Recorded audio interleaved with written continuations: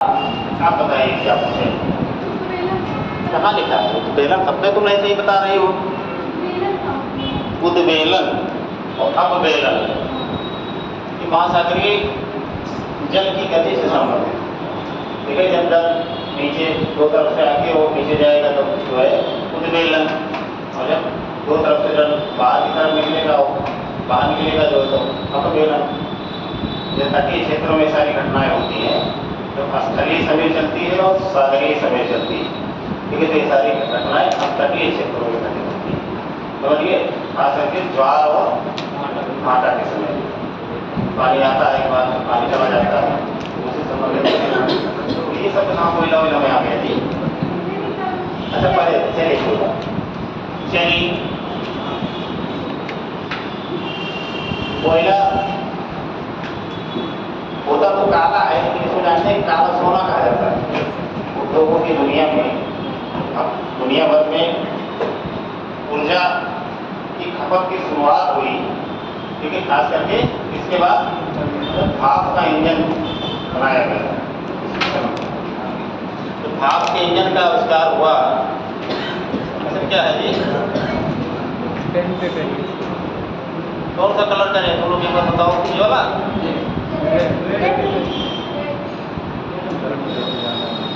दुनिया भर में जब भाप के इंजन का आविष्कार हुआ,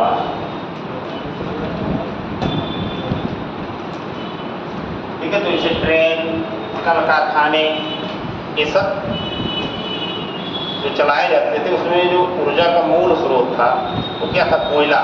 यानी इसका सापेक्षिक महत्व जो है, खास करके 18वीं शताब्दी के आसपास जब स्टीम इंजन का आविष्कार हुआ, उसमें बहुत ज़्यादा बढ़ गया। जो पूरी दुनिया में कोयला खास करके उन क्षेत्रों में पाया जाता है जहाँ अवसादी शैलें, मूल रूप से ये माना जाता है कि पृथ्वी के नीचे जो पेड़ पौधे या इस तरीके की जो चीज़ें दब गई हजारों करोड़ों वर्षों की प्रक्रिया के बाद, यानी बहुत भारी ताप और बहुत भारी ताप में रहने के बाद में कोयले का निर्माण होता है। इसीलिए कोयला जो होता है वो अवसादी शैलों के में पाया जाता है। तो जहाँ पे भी पूरी दुनिया में अवसादी शैलें थी, वहाँ पे कोयले की प्राप्ति भारी मात्रा में होती है। ठीक है, आप देखेंगे कोयला वाला जितना भी क्षेत्र दिख रहा है, ठीक है, सब अवसादी शैलों के आसपास का ही क्षेत्र है। ये देखिए, भारत में भी देखिए मध्यवर्ती भाग में कोयला पाया जाता है, मध्यवर्ती भाग में जहाँ पे अवसादी शैलें विद्यमान है जो। ठीक है, तो यानी कहने का मूल मतलब ये है कि एक समय में क्या है जी, पहले आप मतलब पूछे हुए हो।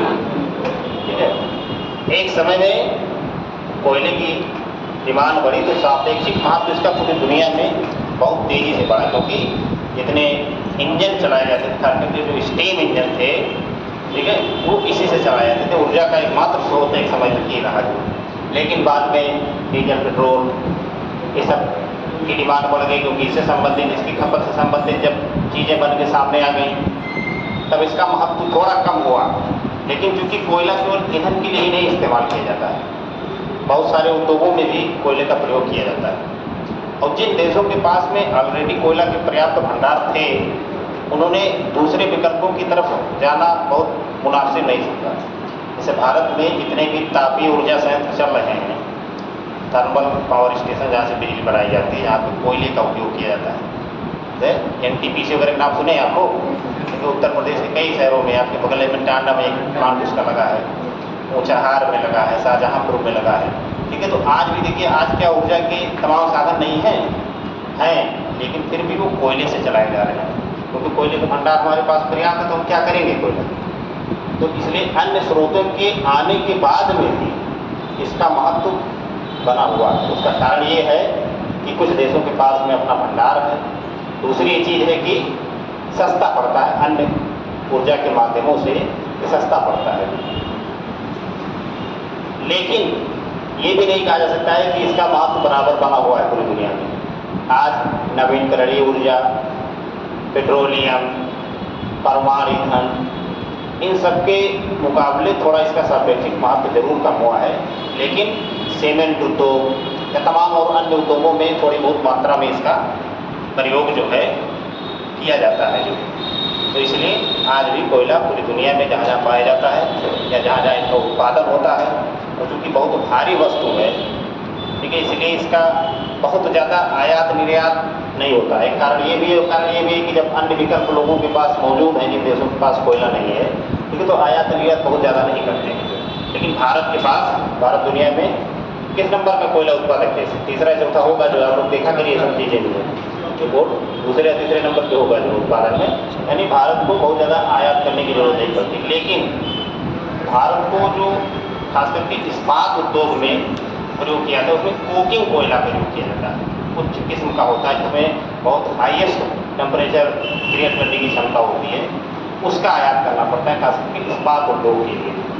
तो अब कुछ ना कुछ मात्रा भारत को आयात करना पड़ता है, लेकिन वो किस्म के मामले में उत्पादन को आयात करना पड़ता है, क्योंकि जो इस्पात उद्योग होता है उसमें उच्च किस्म के कोयले का प्रयोग किया जाता है, क्योंकि उसमें बहुत हाईली टेम्परेचर क्रिएट करना होता है। कोयले के जो कई प्रकार होते हैं, भारत में सबसे ज़्यादा बिटुमिनस कोयला पाया जाता है। ये सबसे उत्तम किस्म का कोयला कौन सा होता है? एंथ्रासाइट होता है, ठीक है। तो ये सब लिखवा देंगे जो कितने प्रकार का होता है, कौन सा उत्तम होता है, कौन सा निम्नतम होता है, ये वो सारी बातें। तो भारत इसी संदर्भ में कोयले का थोड़ा बहुत आयात करता है, बाकी भारत कोयले के मामले में आत्मनिर्भर है। अब हम लोग देखेंगे कि कोयला तो सापेक्षिक महत्व की बात हो गई ईंधन की श्रेणियों में, कि अन्य ईंधनों की अपेक्षा कोयले का क्या महत्व है पूरी दुनिया में, भारत के संदर्भ में भी। अब हम लोगों को देखना है कि भैया वितरण कहाँ कहाँ इसका पाया जाता है पूरी दुनिया में। वितरण आपके सामने है, ठीक है। आज मैं सोचा था कि अगर मैथ में क्लियर नहीं होगा तो मैं खुद मैथ बना के उसमें लिखूँगा तो ज़्यादा बेटर रहेगा, वो आप लोग बना लीजिए। तो इसमें भी हम चर्चा करते चले जाएंगे जो है मैथ में कि हाँ ये लोकेशन यहाँ। तो आप लोग एक काम कीजिए, ये सब आदत डालिए, भारत का मैप, वर्ल्ड का मैप टूटे फूटा बनाइए, मतलब बहुत अच्छा ना बनाइए, बिल्कुल मैप को छाप दें। सरकार बुला लेके कि अरे यार अभी तक हम प्रिंटर का बेकार प्रयोग कर रहे थे, कहाँ से यार, ठीक है। गड़बड़े बनाइए, भारत का मैप बनाइए, लेकिन गड़बड़े बनाइए, लेकिन बनाना जरूर शुरू कर दीजिए, क्योंकि ये आपके बहुत ज़्यादा काम आने वाला है। अगर आप भारत का, उत्तर प्रदेश का, विश्व का मैप नहीं बना पा रहे तो बहुत दिक्कत है, क्योंकि बहुत सारा मैप बना के जब आप चीज़ों को प्रेजेंट करेंगे, ये भूगोल में ही लागू नहीं होता है और अन्य सब्जेक्टों में भी लागू होता है। जैसे मान लिया IR है, तो भारत या किसी देश के साथ संबंध आप दिखाएं तो मैप में दिखा देंगे ये देश यहाँ, ये देश यहाँ है, ठीक है। तो उसमें बहुत अच्छी बात, हिंद महासागर की, प्रशांत महासागर की चर्चा है, उसको दिखा दिया मैप में। किसी द्वीप की चर्चा है, उसको मैप में दिखा दिया, तो ज़्यादा नंबर उसमें मिलता है। यानी माना जाता है कि बच्चे को न केवल किताबी ज्ञान है, बल्कि उसको व्यवहारिक ज्ञान भी, कि किन देशों के बीच में क्या क्या लोकेशन है और किसकी क्या लोकेशन है। तो इसलिए मैप बना के जरूर इन सारी चीज़ों को आप लोग रिप्रेजेंट करने का प्रयास कीजिए। एक मैप अपनी किताब में बना डालिए, वहाँ पे भी लिखते चले जाएंगे और लिखवाएंगे तो हमारी जो है कि कौन कौन से कोयला के प्रमुख उत्पादक क्षेत्र हैं, किस किस देश में पड़ते हैं, तो हम लोग इस तरह लव ऐस लिखें, उसी तरह कोयले का भी लिखते चलेंगे, ठीक है। तो एक मैप अपनी किताब में बना ले जाएंगे। भारत का गधे, भारत का बनाओगे, विश्व का वितरण बनाओगे तो भारत के तो बनाओगे, जैसे बना लो अपना जो है, गलत ही बनाओ, कोई दिक्कत नहीं है।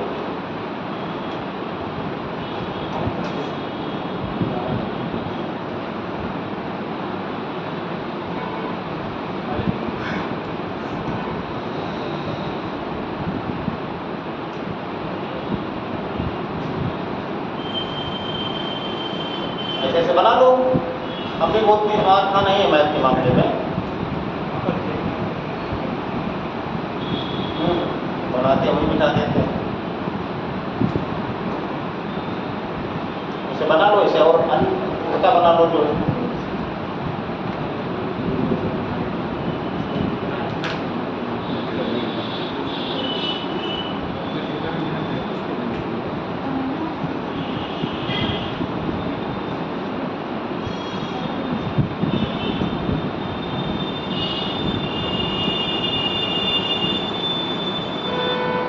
ऑस्ट्रेलिया बना दो इसे, बस खूब रहेंगे विश्व में, थोड़ा उत्तर और दक्षिण अमेरिका गड़बड़ पड़ गया तो दोबारा बना लो। मैं आप लोग की मोटिवेशन के लिए बना रहा था।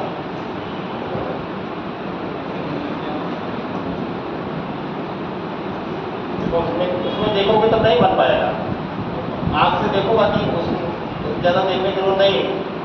ज़्यादा देख लोगे तो फिर बनेगा नहीं, तो बना लो।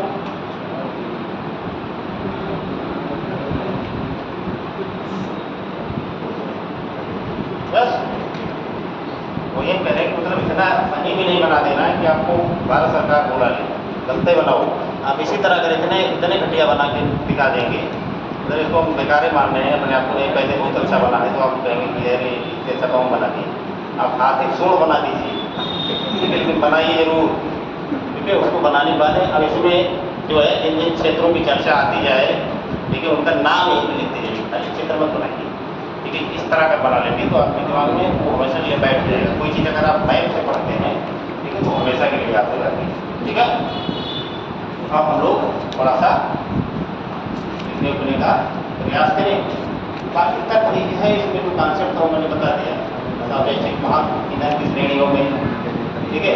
बाकी भारत के संदर्भ में जो वितरण की बात है वो भारत के भूगोल में पढ़ाएंगे, किधर पढ़ाया जाएगा, न केवल कोयले का वितरण पढ़ाया जाएगा, बाकी जो है इससे संबंधित लोगों को भी साथ साथ में वो देखते चलेंगे। तो अभी मुख्य तौर पर इन सारी चीज़ों को हमको जानने की जरूरत है। देखो कोयला बना रहे हो, कोई लोग बना रहे हो, बन गया, 1 सेकंड बना लो भैया 5-10 सेकंड में। मैं बनाओ, अरे देखें कि कौन कैसा मैं बनाया, इसे तो थोड़े छोड़ेंगे। मैं लोग दूसरे पन्ने बनाने की रात में कितने बनाओ यार, जब देख ले तो क्या इज्जत की हालत खराब हो जाएगी। जो लोग नहीं बनाए तो लोग जरूर बना लीजिए, ठीक है। उसे लाख गुना बेहतर वो आदमी होता है जो लड़ा तब हारा, वो नहीं कि घरे बैठे रह के लड़ने ही नहीं गए मैदान में। भूगोल के जो बच्चे दिख रहे हैं जो है कहाँ ये बाद में तो मैं वो करके बना देते हैं पूरा, लगता ही नहीं कि तब लग रहा है चीन उनको तो अपने मिला है। चीन, पाकिस्तान, पाकिस्तान और छोटे देश तो मतलब मैपे से खत्म हो जाते हैं, ऐसा मैप जनरेट करते हैं। लेकिन फिर भी ठीक है, रेखा चित्र है, मैप नहीं, तो मानक कोई नहीं। मानक का मैप बनाना हो तो वहाँ से क्यों बनाएंगे भाई, उसके तो आपको बना लो ना, वो आपके 1 सेंटीमीटर बराबर 100 किलोमीटर मापक जानते हैं ना, मापक वगैरह हो गया।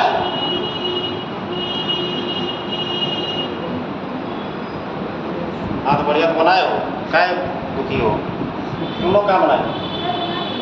नहीं बनाओ तुरंत, यही बनवाएंगे, घर पे कोई बनाएगा नहीं। ये सब क्या बनाएंगे, उसको तो बोल वगैरह, ठीक है। मैं तुम्हारा ठीक है ताई, ठीक है, लेकिन अमेरिका को क्या तुम बना दी चाउमीन खाने वाला चम्मच? चलो ठीक है, बहुत हाथ पैर मिलाती हो इसके में मैं देखें आम का पत्ता बना दे हमारो यार अमेरिका बड़ा इंडिया में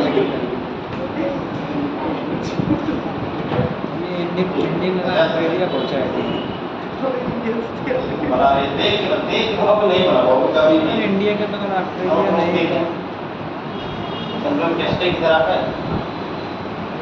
अब शुरू क्यों बनाना चाहिए, बनाओ जल्दी यार, लोग बनाओगे तो शुरू आगे नहीं बढ़ेगा। बनाए हाँ, तुम्हारा ठीक बना है।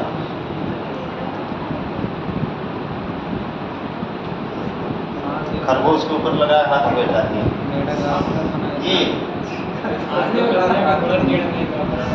ये गुरुजी पान के पत्ते की तरह बनाते हैं। छोटा एशिया हो गया सर, चलिए छोटा एशिया हो गया। नहीं ठीक है, तुम्हारा ठीक ठीक, तुम्हारा भी ठीक, मतलब नहीं। बाकी लोग ऐसे बनाओ, गलत मत बनाओ, हम ही कौन सा बहुत अच्छा बनाते हैं, जैसे हम बनाए वैसे आप वो बनाए, जो लोग नहीं बनाए हैं वो ठीक नहीं, ठीक है। Yes sir. चलिए देखिए, देखो कोयला ऊर्जा का एक महत्वपूर्ण स्रोत है। कोयला ऊर्जा का एक महत्वपूर्ण स्रोत है।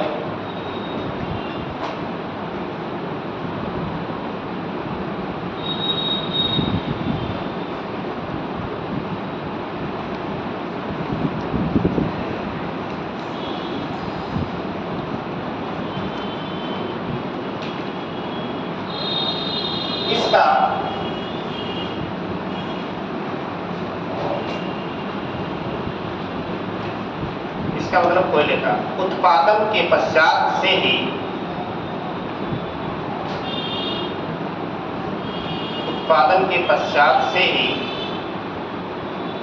ऊर्जा के स्रोत के रूप में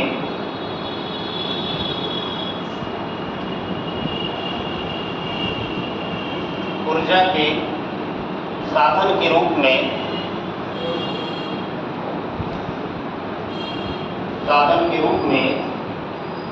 कमोबेश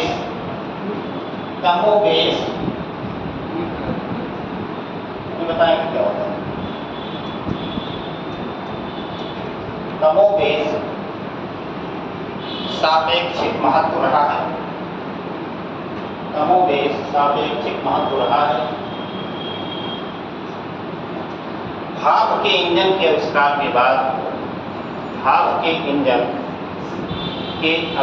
के बाद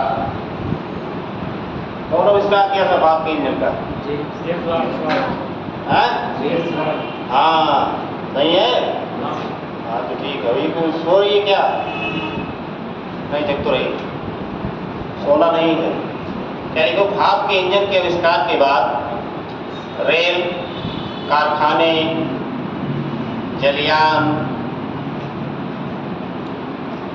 आदि का संचालन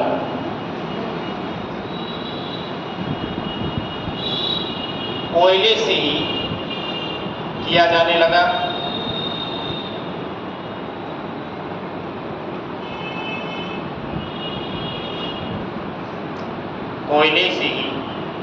जाने लगा। इसलिए तात्कालिक समय में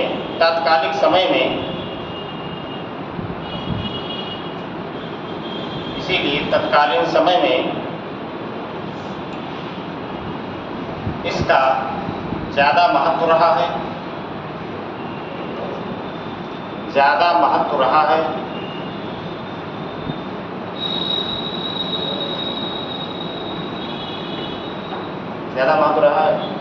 तो ये रुक जाओ, कुछ शब्द जो है कई लोग पूछे थे, भूल गए मैं बताना। कमोबेश का सीधा मतलब ये होता है कि एक औसत, ठीक है, मतलब डिमांड इसकी हमेशा या महत्व इसका हमेशा बना रहा है, लेकिन कहीं कहीं बीच में थोड़ा डिमांड कम हुई है तो कहीं कहीं ज़्यादा हुई है।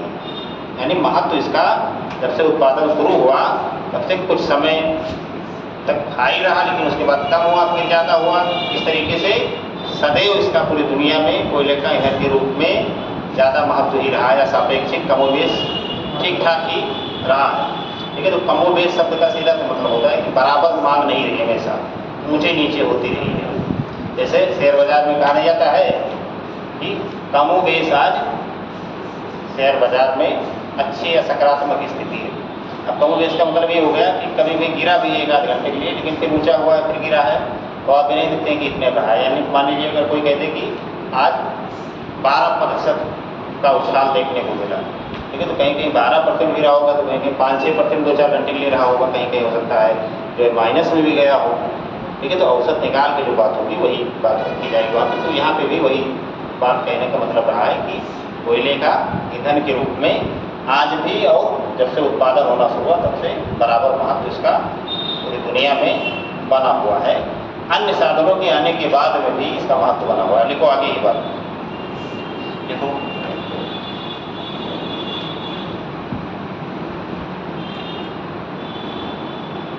तो तेल एवं प्राकृतिक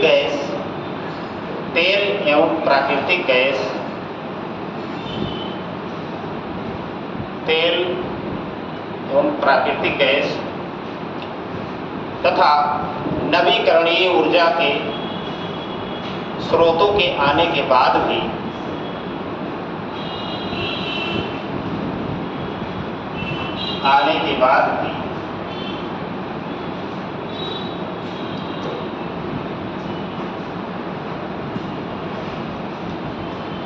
ऊर्जा संसाधनों में कोयले का महत्व बना हुआ है।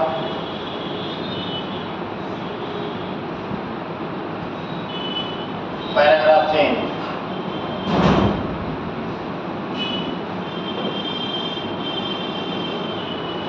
कोयले का निर्माण कार्बोनिफेरस युग में कार्बोनिफेरस युग में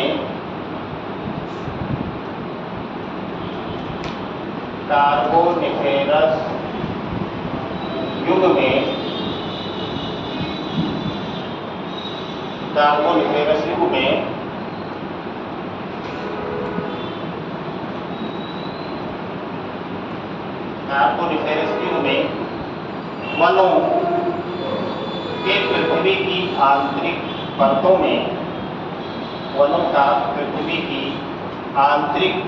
में हेलो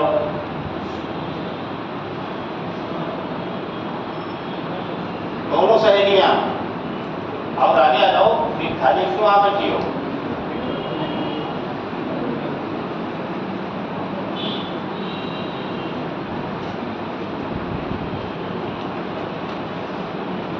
वनों का पृथ्वी के आंतरिक परतों में दबने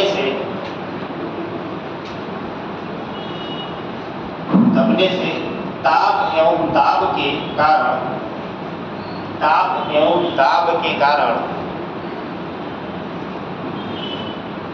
रूपांतरण हुआ है। यह प्रक्रिया लाखों करोड़ों वर्षों का परिणाम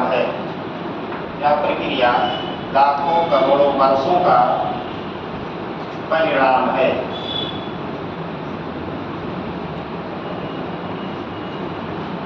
लाखों करोड़ों वर्षों का परिणाम है। यही कारण है कि अधिकांश कोयला अवसादी शैलों में पाया जाता है। यही कारण है कि अधिकांश कोयला अवसादी शैलों में पाया जाता है।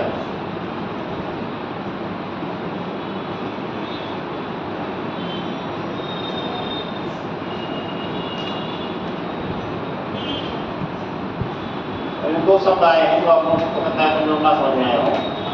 एक शब्द तो है कार्बोनिफेरस युग, ठीक है, भौगोलिक समय सारणी होती है, जियोलॉजिकल टाइम स्केल, यानी पृथ्वी जैसे बनी है तब से लेकर पृथ्वी का पूरा ब्रह्मांड जैसे बना है, ठीक है, तब से आज तक के को जो है भूगोल में एक तमाम कालों में विभाजित कर दिया गया है। तो ये इस काल में रेप्टाइल आए, इस काल में मानव की उत्पत्ति हुई, इस काल में जो है वनस्पतियों का प्रादुर्भाव हुआ। इसी प्रकार से पूरा जो है आज तक का विभाजन कर दिया गया है, ठीक है। तो उसी में एक काल है कार्बोनिफेरस युग, ठीक है, इसी में से एक काल है कार्बोनिफेरस युग। अब आप लोग घर पे जाइएगा नेट पे, चाहे किताब में भूगोल की भौगोलिक समय सारणी, जो लोग भूगोल से जुड़े हुए वो थोड़ा समझ रहे होंगे, जो भूगोल से जुड़े हुए नहीं है समझ नहीं गए होंगे, लेकिन एक बार आप देख लेंगे तो समझ में आ जाएगा। उसी में कार्बोनिफेरस युग भी है, ठीक है। इसी युग में माना जाता है कि बहुत सारे तमाम पृथ्वी के हलचलों के कारण बहुत सारे जो पेड़ पौधे उसमें थे वो पृथ्वी के नीचे दब गए, ठीक है। तो नीचे दब गए, तो नीचे जैसा कि आप लोग जानते हैं कि बहुत ज़्यादा उच्च तापमान भी होता है और हाई डेंसिटी भी होती है, दाब भी बहुत होता है, घनत्व भी ठीक ठाक होता है, ठीक है। तो उसमें इनका रूपांतरण हो गया, तो ये कोयले के रूप में हमारे सामने आए। जैसे तो कोयला वगैरह देखते हैं आप लोग, घर पे जल जाता है, उस तरह कोयला नहीं होता है, थोड़ा सा उससे ज़्यादा हार्ड होता है। बिल्कुल समझिए कि पत्थर इतना चोट लगेगी अगर किसी को फेंक के मारा जाए, समझ गए, तो मजबूत होता है। देखें कोयला कोई, तुम लोग रेलवे स्टेशन पे कभी गए हो कि नहीं गए हो? हाँ, तो देखो ट्रेनों में लद के जाता है, बड़ा बड़ा पार्ट होता है, इसे उसको काट के मशीनों से छोटा किया जाता है, क्योंकि बड़े बड़े पार्ट में होता है, लेकिन वो कहाँ लेके जाया जाता है? वो सब लेके जाया जाता है जो तापीय विद्युत संयंत्र होते हैं वहाँ पे लेके जाया जाता है। जितने भी तापीय विद्युत संयंत्र होते हैं उसमें आप देखेंगे आमतौर पर उसको रेल के लाइनों से जोड़ दिया जाता है कि ट्रेनों से कोयला आए और सीधे जहाँ पे उसका प्रयोग किया जाना है वहाँ तक के ले जाके उसको उतार दिया जाएगा। उन्हें तो कभी जाइए किसी थर्मल पावर स्टेशन के आसपास एरिया में, तो वहाँ पे इन सारी चीज़ों को अवलोकन करने का प्रयास करें। जो सबसे नज़दीकी आपका थर्मल पावर स्टेशन कौन सा है यहाँ से? हाँ, वेरी गुड। टांडा में है, रायबरेली के ऊंचाहार में है, बुलंदशहर में है, उधर शाहजहाँपुर में है। ठीक है, 5-6 प्लांट पूरे उत्तर प्रदेश, 6 प्लांट हैं एनटीपीसी के तापीय विद्युत संयंत्र के। ठीक है, तो इसको सबको आप लोग थोड़ा देखते रहा करिए। ठीक है, अभी 3-4 साल पहले ऊंचाहार में जो था उसमें बॉयलर फटने की घटना हुई थी। तो 250 लोग जो कोयले का प्रयोग करते हैं, उसमें इतना हाई टेम्परेचर था कि वो फट गया बॉयलर उसका। उसमें बहुत सारे लोग तेजी से फैला जो है उसी में सब चले गए। 500 डिग्री 600 डिग्री टेम्परेचर में अगर कोई आदमी चला जाएगा, क्या होगा? बच जाएगा? हाँ, गल जाएगा। समझिए 100 डिग्री सेंटीग्रेड तो पानी उबलने लगता है, उसमें हाथ डाल दिया जाए, पौना घंटा तो आप चिल्लाएंगे, क्योंकि उसमें चिल्लाने को मौका नहीं मिला होगा। 500 डिग्री टेम्परेचर में अगर किसी को उसको बढ़ जाए तो समझिए तुरंत राख हो गए। तो कई सारे लोग मारे गए, क्योंकि सब हाई टेम्परेचर पे चीज़ें चलती हैं। ठीक है, तो ये सब कोयले का प्रयोग है। चलिए देखिए, कोयले का प्रकार लिखिए। कोयले का प्रकार इसको थोड़ा मिटा दें अपना वाला में, तो इसमें कौन सा हम लोग बना ही नहीं है।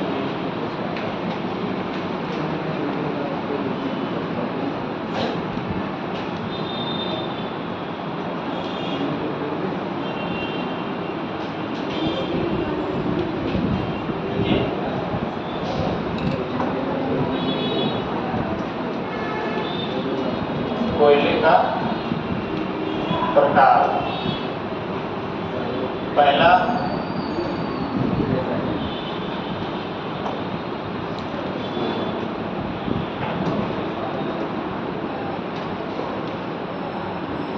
एंथ्रासाइट,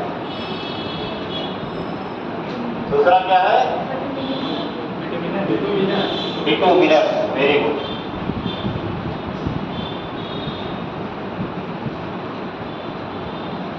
तीसरा लिग्नाइट। तो आप लोग बहुत तेज में पढ़ने में थी। और चौथा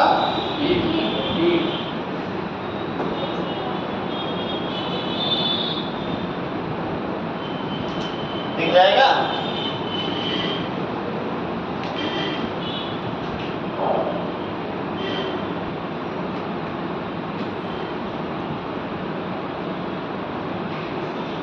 अब एंथ्रासाइट कोयला जो होता है भैया, एक समझाते हैं। लिख लो चाचा, वो लिख लो।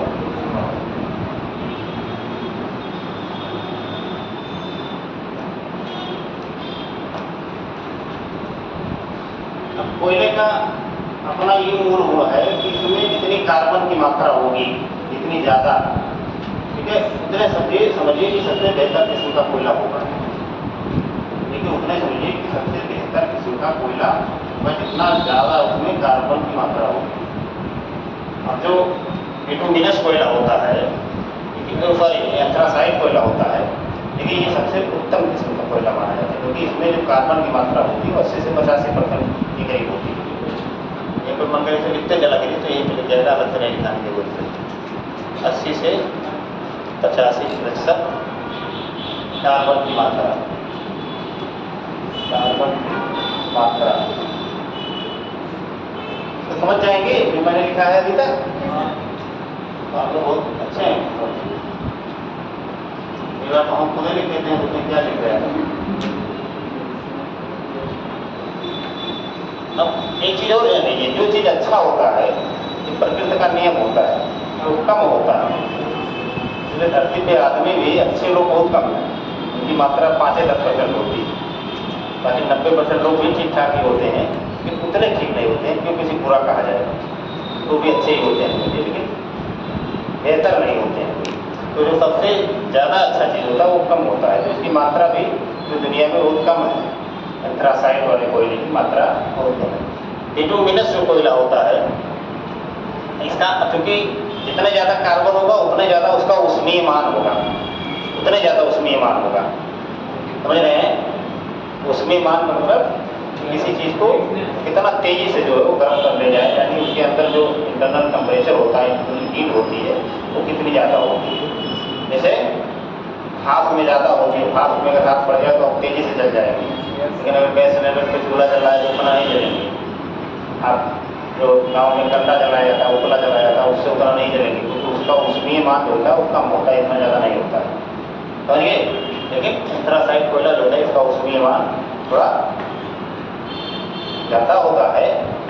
बिटुमिनस में पाया जाता है, तो परसेंटेज होगा 70 से 80% तक का इसमें कार्बन पाया जाता है। तो इसमें इसके सामने इसे लिख दीजिए, यहीं पे 70 से, तो हम लिखते हैं बाएं हाथ से, ये आप लोग आप जब किए नहीं होंगे अभी तक, तो हम खड़े होते हैं उस साइड में, तो राइटिंग, और एक तो गड़बड़ हम कहते हैं कि एक तो करेला, दूसरे नीम पे चढ़ा के, मतलब पूरा बनता रहा, ठीक है। तो ये हो गया बिटुमिनस में 70 से 80% तक का की कार्बन की मात्रा। इधर की कार्बन की मात्रा तो आपको समझ में आएगी। तीसरा होता है लिग्नाइट। लिग्नाइट में जो कार्बन की मात्रा है वो और कम होती है। लिग्नाइट में होती है भैया, लिग्नाइट में होती है 45 से 55%।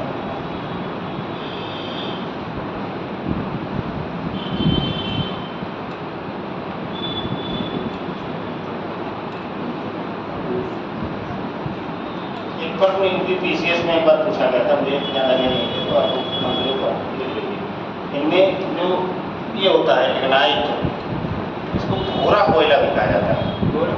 भूरा कोयला, भूरा, क्योंकि इसकी प्रकृति जो होती है भूरे कलर की होती है, भाई इसको भूरा कोयला, यानी लिग्नाइट कोयले को भूरे कोयले के नाम से भी जाना जाता है। 45 से 55% इसमें क्या होता है, कार्बन। पीट कोयला, इसमें घटिया किस्म का कोयला होता है, इसमें 30-35% जो है कार्बन मात्र पाया जाता है, बाकी सारा नमी भी रहता है। तो ये उतना उत्तम किस्म का कोयला नहीं है,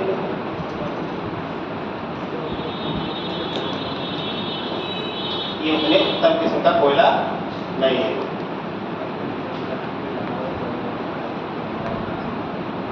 बोलिए,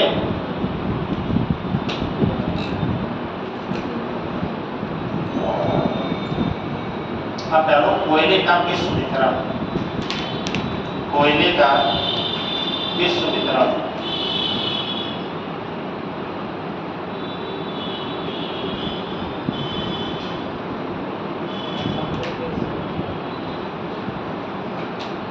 देखो अन्य संसाधनों की भांति,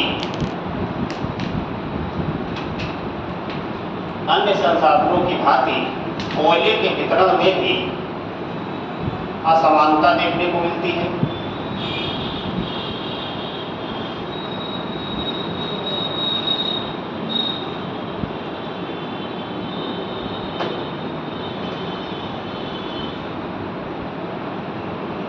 असमानता देखने को मिलती है। कोयले का प्रमुख भंडार मुख्य रूप से चीन, यूएसए, रूस, भारत, जर्मनी, चीन, यूएसए, रूस, Bharat, Germany, Ukraine, Australia, Brazil आदि देशों में है। चीन, ऑस्ट्रेलिया, ब्राजील आदि देशों में है।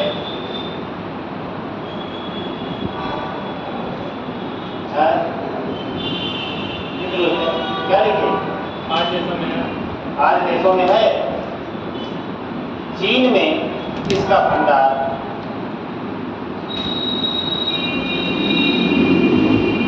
मुख्य रूप से उत्तरी क्षेत्र में,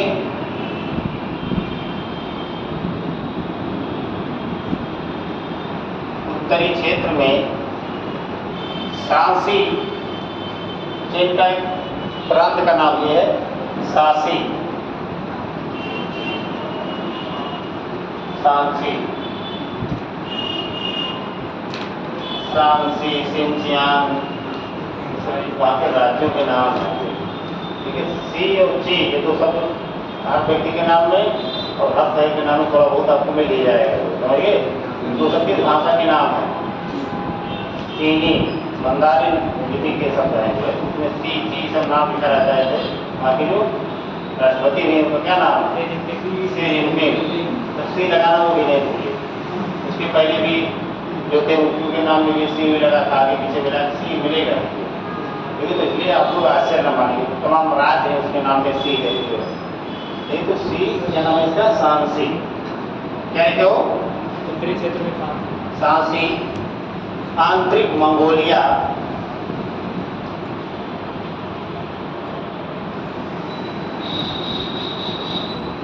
आंतरिक मंगोलिया, ये सब जो क्षेत्र देख रहे हैं ये सांसी वाला क्षेत्र है। अब इसमें कौन सा कलर करें सबको देखिए, अरे कहाँ जाएगा जी, सही इरेजर देते हैं पेन से, क्योंकि ये वाला जो क्षेत्र जहाँ मैंने अभी बिजली कर दिया ये सांसी क्षेत्र है। आंतरिक मंगोलिया ये क्षेत्र है, यानी मंगोलिया जो है, क्योंकि मंगोलिया एक देश का ही नाम है जो रूस और चीन के बीच में भूआकर देश के रूप में है। ठीक है, आप लोग मंगोलिया मैप को तो दिखा देती उसी में जो है मैप वहाँ लगा दिए वर्ल्ड का। ठीक है, कितनी बार मैप को तुम डाउनलोड करेंगे। ठीक है, तो मंगोलिया रूस और चीन के बीच में अवस्थित एक देश है। ठीक है, अब क्योंकि यहाँ पे लिखा आंतरिक मंगोलिया, आंतरिक मंगोलिया का मतलब ये हो गया कि चीन के क्षेत्र में जो मंगोलिया पड़ता है। ठीक है, चीन का जितने भी उसके पड़ोसी 11-12 देश हैं, सब देश के साथ उसका सीमा विवाद थोड़ा बहुत है ही, क्योंकि इसकी महत्वाकांक्षाएँ ज़्यादा, इसकी महत्वाकांक्षाएँ ज़्यादा होंगी, उसकी विवाद दूसरे से होने की बहुत ज़्यादा संभावना होगी। ठीक है, हर देश से कहता है नहीं नहीं वो तो हमारा राज्य है, आप ले लीजिए। भारत से भी, भारत में कभी अरुणाचल प्रदेश, कभी हाँ तमाम क्षेत्रों को लेकर उसका दावा रहता है। उसके साथ भी रहा है कई क्षेत्रों को लेकर, जापान के साथ द्वीपों को लेकर, फिलीपीन जो जिनसे सीमा नहीं साझा करती, जलीय सीमा है उनसे भी उसका रहता है, उसके आसपास के द्वीपों को लेकर उसके बवाल रहता है। ठीक है, तो यानी हर देश के साथ सीमा विवाद रहता है। तो इसी प्रकार से मंगोलिया के भी कुछ क्षेत्र को उसने कब्जा करके, जिसको हम लोग आंतरिक मंगोलिया कहते हैं। जैसे भारत के जिस क्षेत्र को चीन ने अपने कब्जे में ले लिया था 1962 के भारत पाकिस्तान की, भारत चीन के युद्ध में, तो क्या बोलते हैं हमको, भारत के लोग बोलते हैं अक्साई चीन। ठीक है, यानी चीन के द्वारा जो कब्जा किया गया क्षेत्र है, ऐसा क्षेत्र जो चीन के द्वारा कब्जा किया गया और वो है भारतीय क्षेत्र। इसी प्रकार से हम लोग कहते हैं POK, मतलब पाक ऑक्युपाइड कश्मीर, यानी पाक के द्वारा अधिकृत किया गया वो क्षेत्र जो भारत का है या कश्मीर का पार्ट था जो। ठीक है, इसी तरह चीन और पाकिस्तान वाले भी कहते हैं कि इंडिया अधिकृत क्षेत्र। ठीक है, जैसे हम लोग यहाँ POK बोलते हैं वैसे वो लोग भी कहते हैं कि इंडिया अधिकृत कश्मीर, वो IOK बोलते होंगे, हम POK बोलते हैं, इतना अंतर है जो। लेकिन भारत का ही क्षेत्र जम्मू कश्मीर भारत की रियासत का अंग है। तो चीन का कितने देशों के साथ चीन की सीमाएँ लगती हैं, जाके भैया मैट्रिक्स को गिनो और काम है। आपके पास क्या है, ये सीमा गिनो, तत्व त्याग करो, कॉन्सेप्ट समझो, NCERT पढ़ो, न्यूज़पेपर पढ़ो, आओ हाँ 12 देश हैं उसके साथ में इसकी सीमाएँ साझा होती हैं। ठीक है, हर देश के साथ सीमा विवाद। आगे को आंतरिक मंगोलिया प्रमुख है। इसके अतिरिक्त चीन के हेनान प्रांत में भी, इसके अतिरिक्त चीन के हेनान प्रांत में भी, हेनान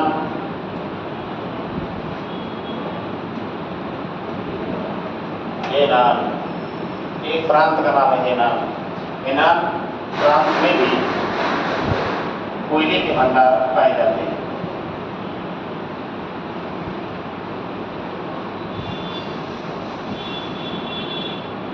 इसी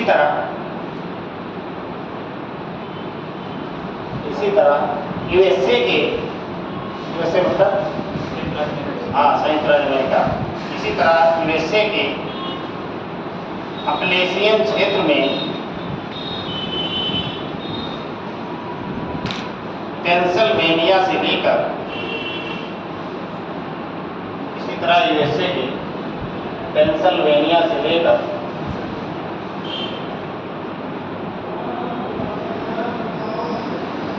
दक्षिण में अलबामा तक कोयले का विस्तृत भंडार है।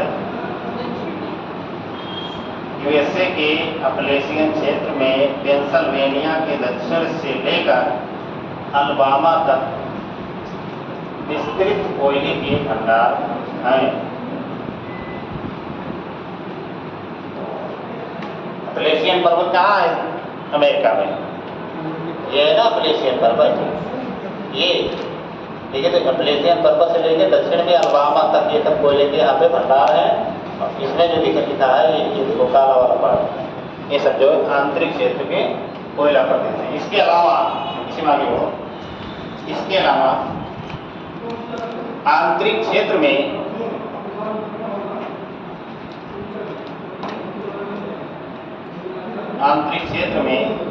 इलिनास,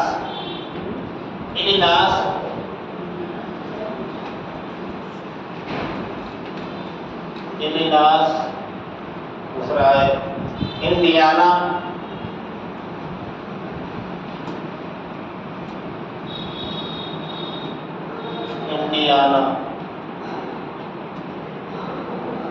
तीसरा है ओक्लाहोमा,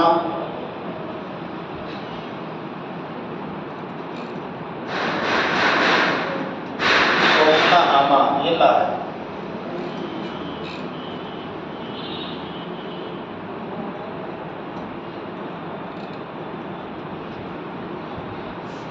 ओक्लाहोमा सारे शहरों के नाम है। ओक्लाहोमा मुख्य उत्पादक क्षेत्र है, मुख्य उत्पादक क्षेत्र में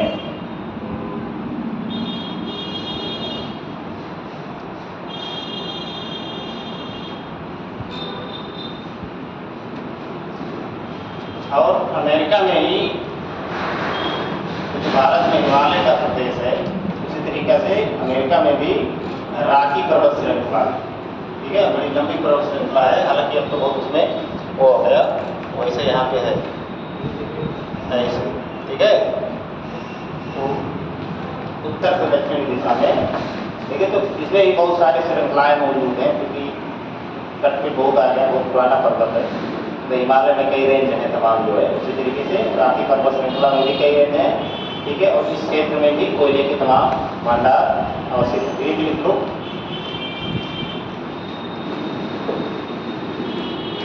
लिख लो। राकी पर्वतीय क्षेत्र में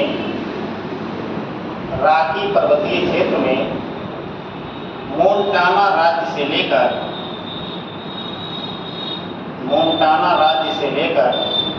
मोंटाना नहीं तो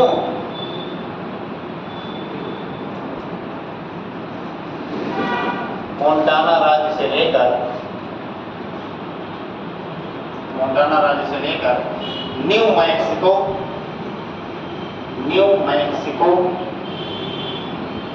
ओरेगन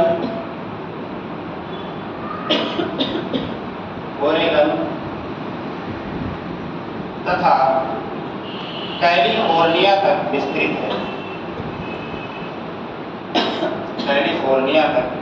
है।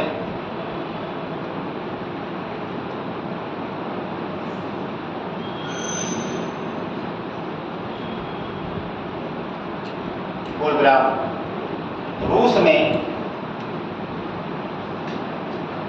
कुजबास बेसिन, बहुत महत्वपूर्ण बेसिन है कुजबास।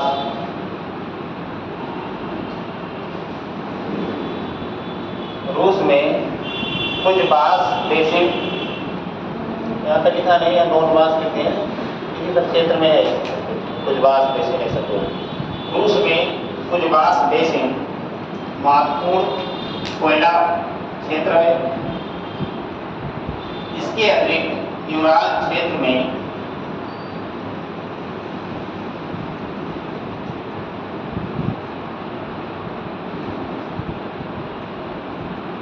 इसके अतिरिक्त युवराज क्षेत्र में मास्को,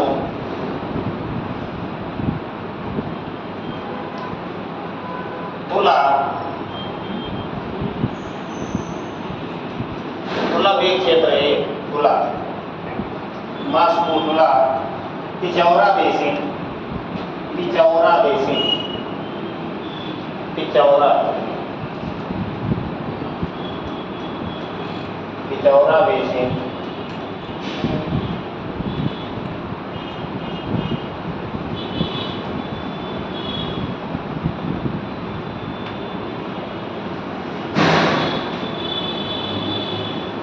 पिचौरा बेसिन,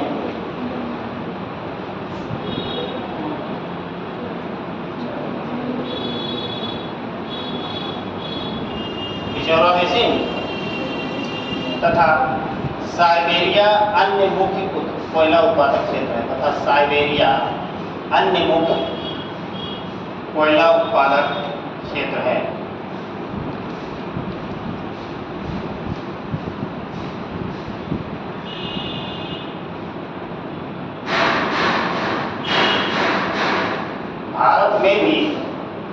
भारत में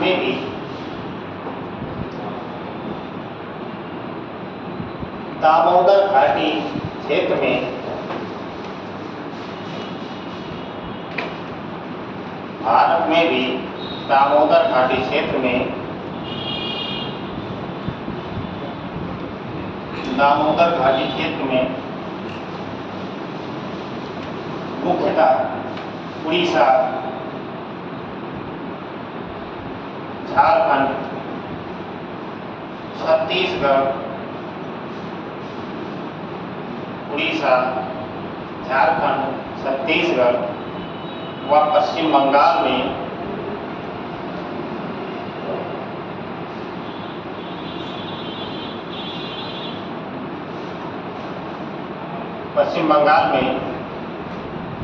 कोयले का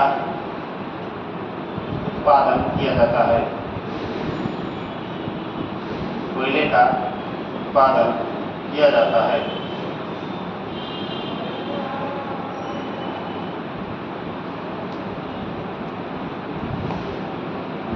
इसमें रानीगंज, झरिया,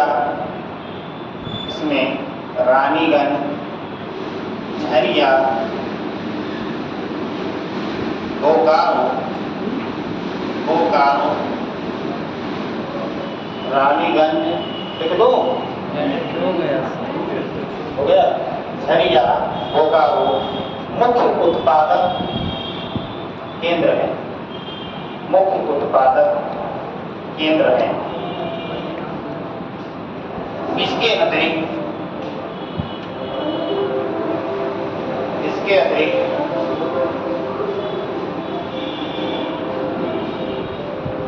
नर्मदा, गोदावरी,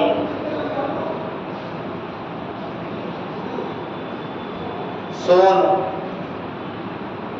सब नदियों के नाम है। नर्मदा, गोदावरी, सोन बेसिन में भी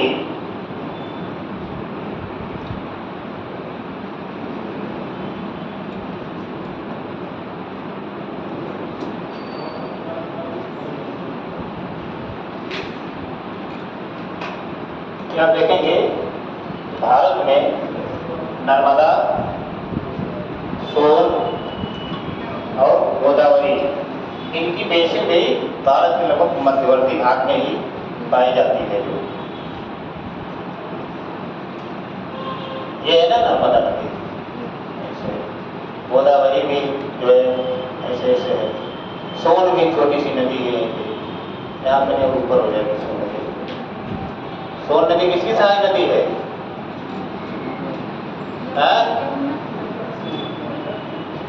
सोन नदी मान लीजिए इस तरह है जो है, ये सब क्या है मध्यवर्ती। और जो भी आप देखे हैं कौन सा, दामोदर घाटी बेसिन, तो दामोदर भी नदी का ही नाम है। जो भारत में दामोदर भी एक नदी का ही नाम है, तो इसके बेसिन है।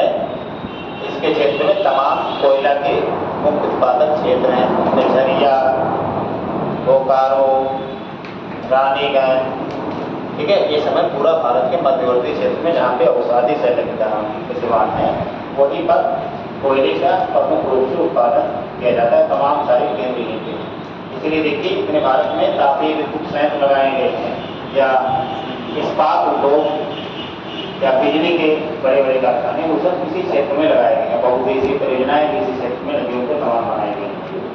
क्योंकि ये सारा क्षेत्र जो है क्या है विकास के मामले में थोड़ा सा पीछे है, तो सरकार की एक अन्य नीति भी रहती है कि इस क्षेत्र में हम विकास के लिए ज़्यादा से ज़्यादा प्रयास करें। क्योंकि ये सब क्षेत्र आदिवासी बहुल क्षेत्र नक्सलाइट एरिया है। ये सामाजिक आर्थिक विकास के जो मानक हैं शिक्षा स्वास्थ्य इस सब में बहुत पीछे है।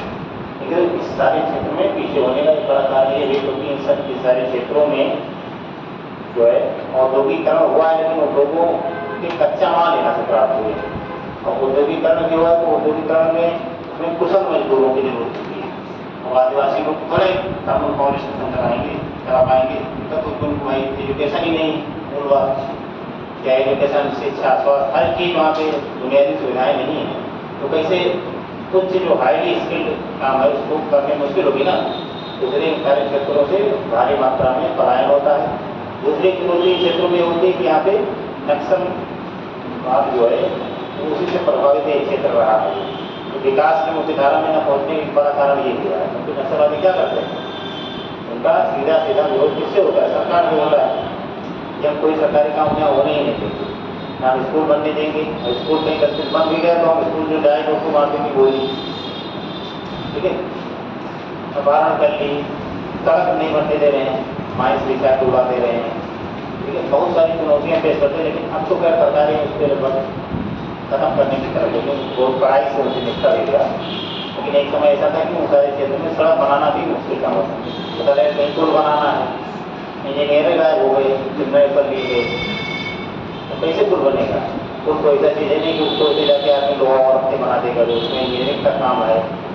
ठीक है बहुत सारे उपकरण भी लगेंगे बहुत सारी मशीनें भी लगेंगी उसको चलाने वाले ही जब कितने हो जा रहे हैं तो कैसे होगा। इसी तरह कम हो गए साल को विकास के कुछ क्षेत्रों में थी यहाँ पे औद्योगिकरण कच्चा माल इन सब के बावजूद भी विकास इकॉनमी इसी पीछे क्षेत्र छूट गया है। इसके बाद देखिए स्पेशल पैकेज भारत सरकार इन सारी क्षेत्रों को तमाम सारी चीज़ों के लिए देती रहती है।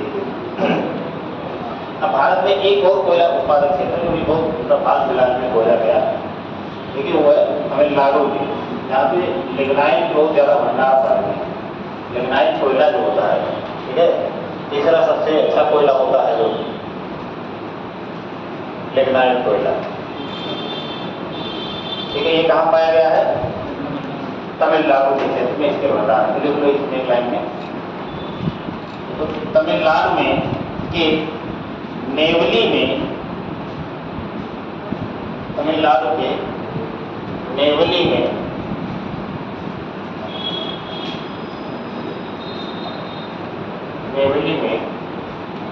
लिग्नाइट कोयले का विस्तृत भंडार पाया जाता है।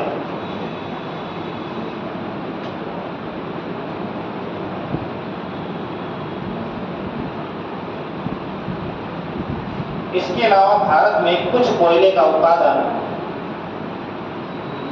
राजस्थान के बाड़मेर क्षेत्र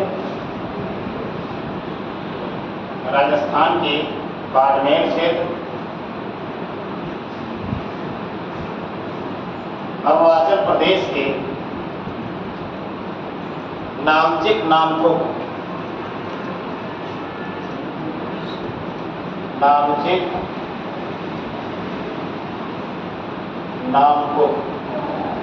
ये मैंने लिख दिया भैया तो आप लोग लिख लो नामचिक नामकुक एक स्थान का नाम है जहाँ पे अरुणाचल प्रदेश में। लेकिन नामकुक में भी किया जाता है।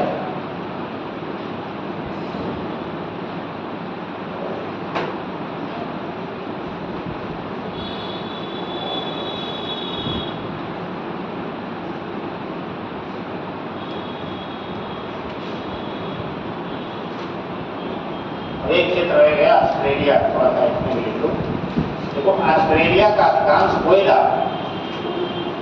न्यू साउथ वेल्स में मिलता है। ऑस्ट्रेलिया का अधिकांश कोयला न्यू साउथ वेल्स में मिलता है। न्यू साउथ वेल्स में मिलता है, जबकि अन्य क्षेत्रों में क्वींसलैंड जबकि अन्य क्षेत्रों में क्वींसलैंड जबकि अन्य क्षेत्रों में क्वींसलैंड व पश्चिमी ऑस्ट्रेलिया महत्वपूर्ण है। क्वींसलैंड व पश्चिमी ऑस्ट्रेलिया प्रमुख है। ये सब जो क्षेत्र देख रहे हैं न्यू साउथ वेल्स का क्षेत्र है। ये जो क्षेत्र देख रहे हैं ये न्यू साउथ वेल्स पश्चिमी ऑस्ट्रेलिया ये है।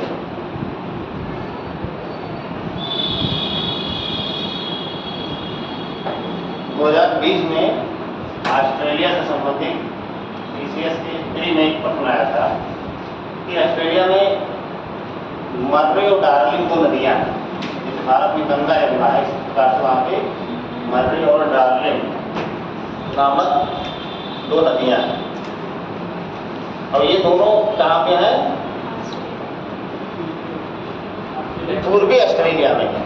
ये देखिए इस क्षेत्र में यहाँ पे मर्रे डार्लिंग नदियां, और एक पर्वत है जो डार्लिंग पर्वत श्रृंखला, क्योंकि वो है पश्चिमी ऑस्ट्रेलिया में। तो मैंने पूछा था कि डार्लिंग पर्वत श्रृंखला ऑस्ट्रेलिया के किस भाग में? सबको पता था कि भाई नदी है, उसी का आसपास का क्षेत्र होगा, नदी उसी नाम से दूसरी नाम से श्रृंखला होगी, लेकिन ये था पश्चिमी ऑस्ट्रेलिया में। ये तो ऐसे प्रश्न बनाए जाते हैं कि अगर दो चीज़ें सेम नाम से और अलग अलग चीज़ें तो पूछे जाने ज़्यादा संभावना होगी। जिनके पास एटलस होगा वो तो पूर्ण ले गए होंगे, जिनके पास नहीं होगा वो मुँह देख रहे होंगे एक दूसरे का होगा। इसके मेज पे अब तक जो 4 लोग हैं वो सब कहाँ है कहाँ है कहाँ है कहाँ गया पकड़ो, जैसे वहाँ पे 4 लोग भेड़ जैसे होती हैं, भेड़ देखे हैं चढ़ते हुए। थोड़ा अलग अलग चीज़ों के बारे में थोड़ा हम ध्यान देते रहते हैं। भेड़ों में उनका एक स्वाभाविक नेचर होता है, तो कभी रहेंगे तो समूह नहीं रहेंगे, भले हाथ पैर को उड़ जाए लेकिन जिनके ऊपर नहीं लेके बैठे मिलेंगे। खास करके जब वो बैठे मिले, चढ़ते हुए मिले तो अलग चीज़ है, लेकिन बैठे मिलेंगे तो उनको आप दूर से देखेंगे जैसे बॉडी का फूल रखा हुआ है। ये तो वैसे आप लोग कुछ लोग हो गए इसमें जो है सब बहुत बतिया रही है, सहेलियाँ हैं चारों लगा, तुम्हें 4 लोग बात हो रही है, सहेली हो सब एक दूसरे का लग रहा है दुश्मन, ये नहीं कि नहीं हाँ हैं, और सब पता निकालने जाएंगे। चलिए अब थोड़ा सा 2 लाइन में लिखिए, खत्म करके इसको लिखिए। इसके अलावा विश्व में कोयले का प्रमुख भंडार जर्मनी का रूर क्षेत्र, कोयले का प्रमुख भंडार जर्मनी का रूर क्षेत्र, ये बहुत महत्वपूर्ण क्षेत्र है। जर्मनी का रूर क्षेत्र कोयला के लिए समझे कि विश्वविख्यात क्षेत्र है। जर्मनी का रूर क्षेत्र यूक्रेन की डोनेट्स बेसिन,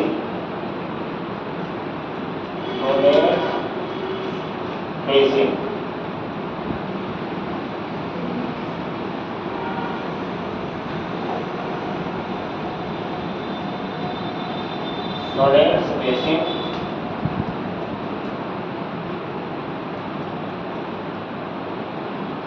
ब्रिटेन का स्कॉटलैंड, ब्रिटेन का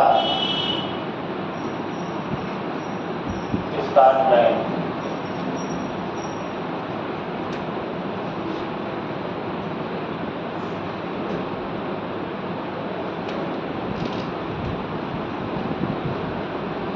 ब्रिटेन का स्कॉटलैंड एक क्षेत्र लिख लीजिए, कहाँ लेके तथा मैंने लगा दिया उसे तो लिख दीजिए।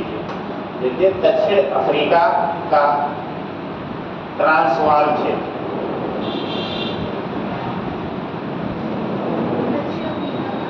ट्रांसवाल क्षेत्र, ट्रांसवाल भारत में दक्षिणी का पठारी क्षेत्र है, इसे वहाँ पे भी ट्रांसवाल क्षेत्र है। मतलब स्पेशल भौगोलिक रीजन है।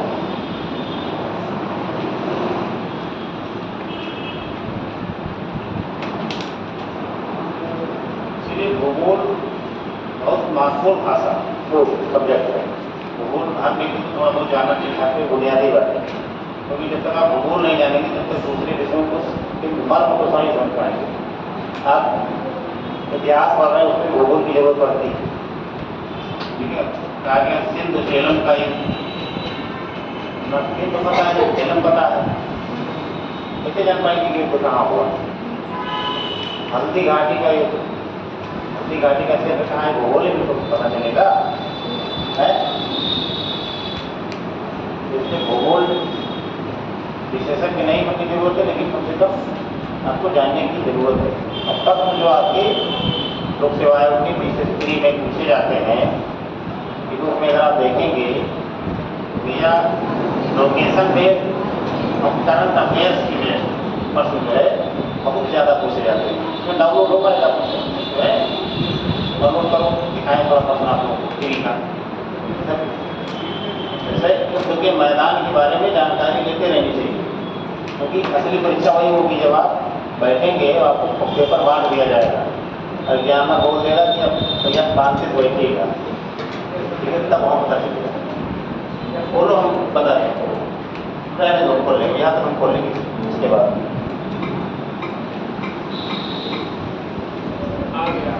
अगर दिखाएंगे आप लोगों को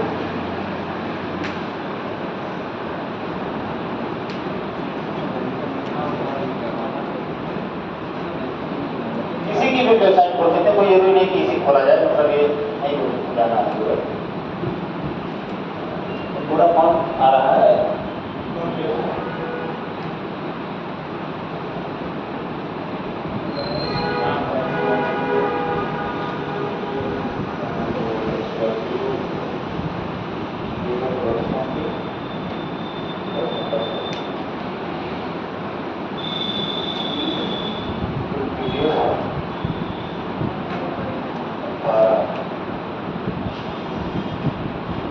ये वाला डाउनलोड किया है प्रीवियस ईयर का, वो भी हाल फिलहाल का यानी 2023 का। क्या आने लगा जी? हाँ हो रहा है, घबराइए नहीं, कोई जल्दी होगा। आंसर की है, पेपर भी नीचे होगा, आंसर की है इसका मतलब आंसर की। अच्छा आंसर की है, ये हाँ ये होगा, वहाँ दिख जाता है, दिखता ही नहीं, बड़ा बड़ा सा देखो हो जाए थोड़ा सा। कितने लोग इसके पहले पेपर देखे हैं कभी जीवन में? कब देखे हैं ना? कई साल नहीं, कोई पेपर देखे मतलब क्या रहा है, थोड़ा बड़ा इसको करना चाहिए, इतना बड़ा कर देंगे हम लोग पीछे बढ़ जाए। हाँ हम दिखा रहे हैं सेट भी का पेपर है, कितनी क्या कर रहे थे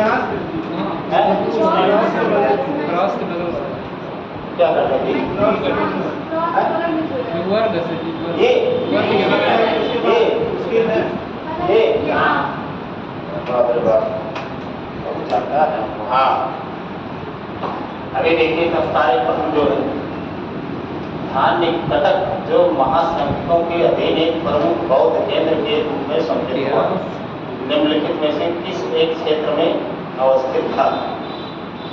तो इतना ऐसा बना धान्य कटक, यहाँ पर लिखना ही जाएगा बोला, ऐसा हो ही नहीं सकता, कितना लिख जाए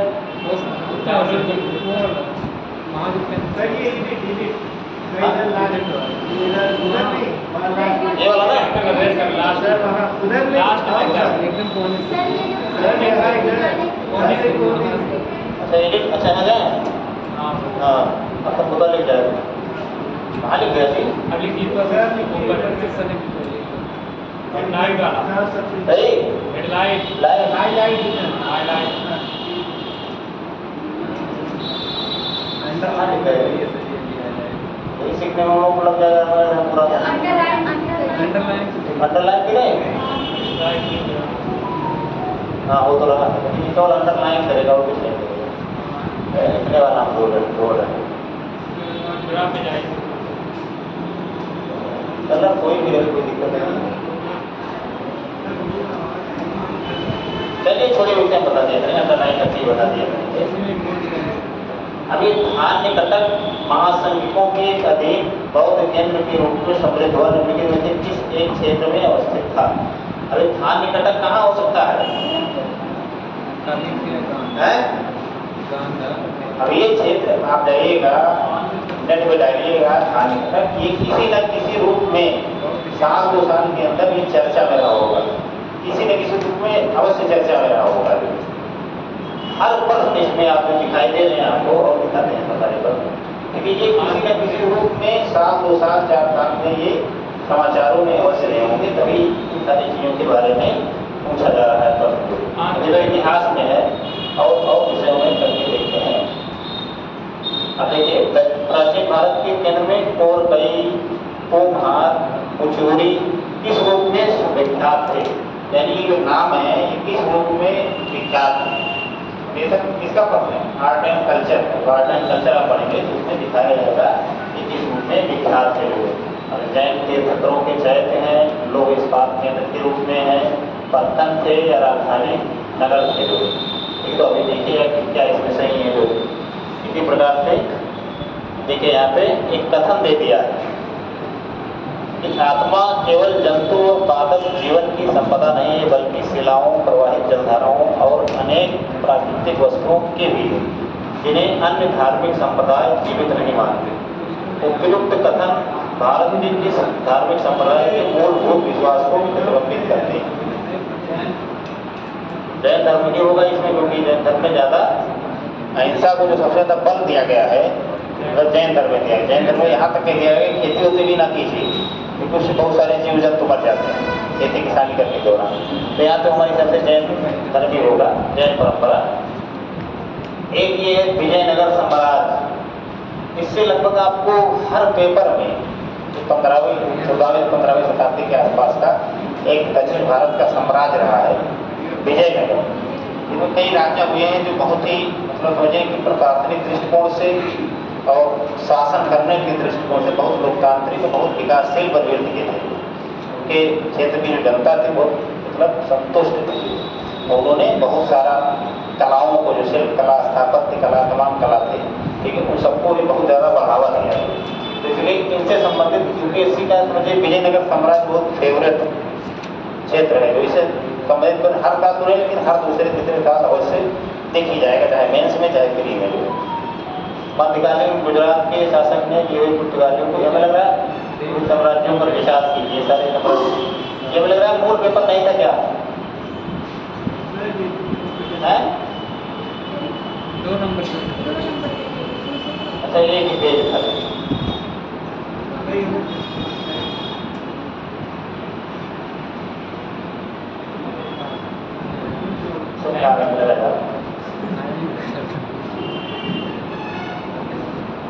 Access your cloud using thread board access your cloud with QR code login होकर छोड़ो उसको कल मैं डाउनलोड करके अपने मोबाइल में मोबाइल में कनेक्ट हो जाएगा ना मोबाइल में से हो जाए टेलीग्राम में भेज के डाउनलोड हाँ तो इसको कल करके तब तक दिखाएंगे तो थोड़ा दिखाएंगे आप प्री का भी पेपर और मेंस का भी पेपर ठीक है नेट पे डाउनलोड करके किसी भी वेबसाइट से मिल जाएगा आपको ठीक है उसको बराबर देखते रहिए आप हेडिंग आगे को क्योंकि देखेंगे हम लोग का आज में परेशान करेंगे आप लोगों को जो पेपर अपॉइंट आपको दिखाएंगे आप डालिए आप तीसरा खनिज तेल, खनिज तेल कहाँ पाए जा रहे हैं पूरी दुनिया में, ये हम लोग देखेंगे।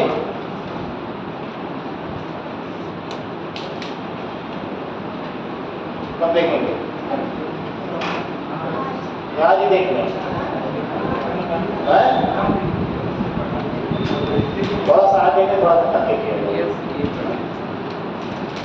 खनिज तेल, अब इसमें आपका खनिज तेल और पेट्रोलियम में सारा चीज शामिल है। तो इसमें मूल रूप से जो हम लोग देख रहे हैं कि हम लोग क्रूड ऑयल की बात कर रहे हैं। क्रूड ऑयल और प्राकृतिक गैस के साथ में पाई जाती है। तो ये कहाँ किन किन क्षेत्रों में जो है इसका भंडार भारी मात्रा में है। सबसे पहले कहाँ शुरू किया गया, ठीक है?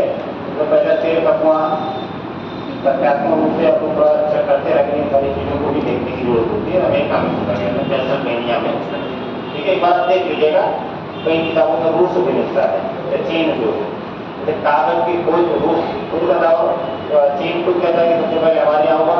और जो वैज्ञानिक शास्त्र उपलब्ध है, जो किताबों के स्रोत उपलब्ध है, वो सब अन्य यूरोपीय देशों की बात करते हैं, ठीक है? तो तेल का कुआं सबसे पहले काम करेंगे तो थोड़ा देख सकते हैं।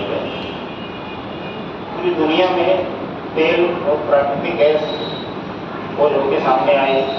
सबसे पहले सापेक्षिक मात्रा कम हुआ ईंधन के रूप में कोयले का, क्योंकि कोयले से कई गुना प्रभावशाली और कोयले से कम मात्रा में अधिक ऊर्जा प्रदान करने की क्षमता इसमें तेल एवं पेट्रोलियम में जो है प्राकृतिक गैस में, ठीक है? तो इसमें अमेरिका, रूस, ये सब क्या है, अग्रणी उत्पादक देशों में शामिल है। क्योंकि क्या सबसे पहले टेक्नोलॉजी का प्रयोग या प्रदर्शन सबसे पहले आज भी यही होता है। सबसे ज़्यादा शोध अनुसंधान यही होते हैं। आज भी देखेंगे भारत वाला पर एक भी गोल्ड के लिए लोगों को सोचना पड़ रहा है कि एक गोल्ड आ जाए, 2 गोल्ड आ जाए। वहाँ कितना गोल्ड आ गया? अमेरिका में कितना गोल्ड है अभी तक? मेरा 30 से तो कम हो ही गया होगा। लेकिन वहाँ पे इन सब चीज़ों पर खर्चा किया जाता है। तो मुझे ये परंपरा जानते हैं, ये परंपरा पश्चिमी देशों में 14वीं 15वीं शताब्दी से शुरू हुई। पुनर्जागरण काल जिसको बोला जाता है, रेनेसां। वहाँ के शोध अनुसंधान के द्वारा इन सारे क्षेत्रों में सबसे पहले प्रगति की।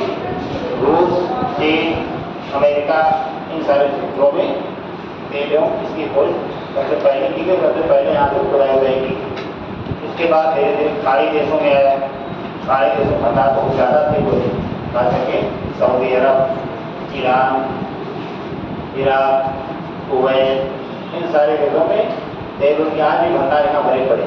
इन क्षेत्रों में उत्पादन बड़े पैमाने पर हो रहा है तो दुनिया भर में इसकी डिमांड भी बढ़ी।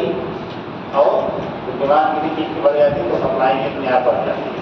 जो चीज़ आप ज़्यादा खाने पीने लगेंगे तो उस चीज़ का उत्पादन भी बढ़ा दिया जाएगा। तुरंत जो है भाई जो बिक रहा है वही तो मार्केट में आना चाहिए। जो है पूरी दुनिया में समझिए कि तेल का उत्पादन इसने इतना प्रभावित करना शुरू कर दिया कि कई देशों की इकोनॉमी बिल्कुल समझिए कि तेल के उत्पादन से बिगड़ती है, बनती थी। अब जिस खाड़ी के क्षेत्र में पूरा सोना साना रेगिस्तान पड़ा हुआ था, कोई दुनिया में पूछ रहा था, तेल की खोज होने के बाद में उस क्षेत्र में युद्ध होना शुरू हो गया। वर्ल्ड कप शुरू हो गया उस क्षेत्र में। रणभूमि में बदल गया पूरी दुनिया की।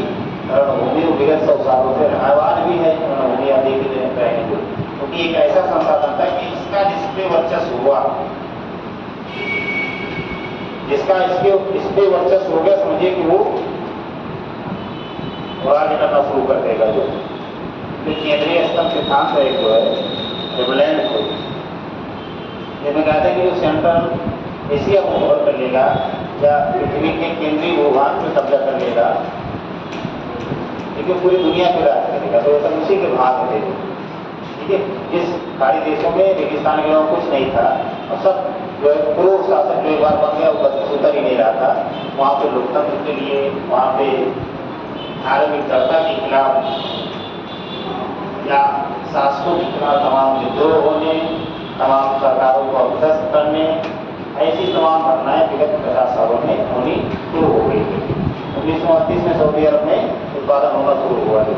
उसके बाद Iran, Iraq, Yemen, Oman, Kuwait, UAE, इन सारे देशों में तेजी से उत्पादन। और आज क्या है, आज पूरी दुनिया के लगभग मान लीजिए कि 60 से 70% या 75% कह लीजिए, 3/4 उत्पादन ये अकेले करते हैं खाड़ी देश को पूरी दुनिया में। देखिए कई देश बहुत अच्छी स्थिति में पहुंच गए, यूएई वगैरह को पूरी दुनिया में पर्यटन के केंद्र मानचित्र में प्रमुख देश के रूप में उभर के आ गए। और कितने दिनों तक पूरी युद्धभूमि के रूप में जो है खाड़ी क्षेत्र जो है विकसित रहा। इसके अलावा भारत में जो उत्पादन 1960 के आसपास होना शुरू हुआ। भारत में सबसे पहले मुंबई आई, जो मुंबई आई का कंप्यूटर फिरा जो है कि मुंबई जो शहर है या तट है उसका जो है उसी से लगा हुआ क्षेत्र जो है मुंबई आई, ठीक है। वहाँ पे सबसे पहले प्रयास किया गया जो है असफल था। तो दोबारा 70-72 के दशक में दोबारा प्रयास किया गया, 1972 में सफलता मिली। इसके अलावा कई अन्य क्षेत्रों में तेल, प्राकृतिक गैस की सबकी खोज होनी शुरू हुई। भारत भी उत्पादित करता है तेल वगैरह, ये बात नहीं है कि भारत जो उत्पादित करता है मात्र 10-15% जितना उसका उपयोग है उससे बहुत कम तेल उत्पादित करता है। 10-15% क्या मतलब है? जब आप 80-85% किस पे निर्भर है? विदेश के आयात पे निर्भर है। लेकिन अपने पड़ोसी देशों को भारत तेल की सप्लाई करता है। नेपाल में पूरा तेल भारत से ही जाता है, भूटान, बांग्लादेश, इन सारे देशों को जो है भारत ही सप्लाई करता है। भारत में सप्लाई करता है क्योंकि भारत में विदेशों से तेल नहीं मंगाया जाता है जो हम गाड़ी में डलवाते हैं। भारत क्या करता है? भारत क्रूड ऑयल मंगवाता है, क्योंकि क्रूड ऑयल में कच्चा तेल, ठीक है, मेरे को बच्चे देखें क्रूड ऑयल के तरीके। भारत जहाजों के माध्यम से खाड़ी देशों से, ईरान के सारे देशों से अब तो पूरी दुनिया से मंगवाने का क्रूड ऑयल मंगवाता है। और इसके हैं अपनी रिफाइनरियाँ भारत में लगभग 20 से 25 के बीच में रिफाइनरी, तो एक रिफाइनरी तो निजी क्षेत्रों की भी चल रही है भारत में। जैसे जामनगर में रिलायंस की रिफाइनरी है, ठीक है। इसी तरह टाटा की भी काफ़ी रिफाइनरियाँ हैं, अडानी कॉर्पोरेशन की एक रिफाइनरी है। और भारत सरकार की अपनी जो सार्वजनिक क्षेत्र की रिफाइनरियाँ हैं वो भी बहुत कई सारी हैं, जो वहाँ से तेल रिफाइनरियों के माध्यम से, पाइप लाइनों के माध्यम से। अब मुझे उत्तर प्रदेश में है कोई तेल शोधन केंद्र? कहाँ पे है? उत्तर प्रदेश के मथुरा में इंडियन ऑयल का तेल शोधन केंद्र है जो।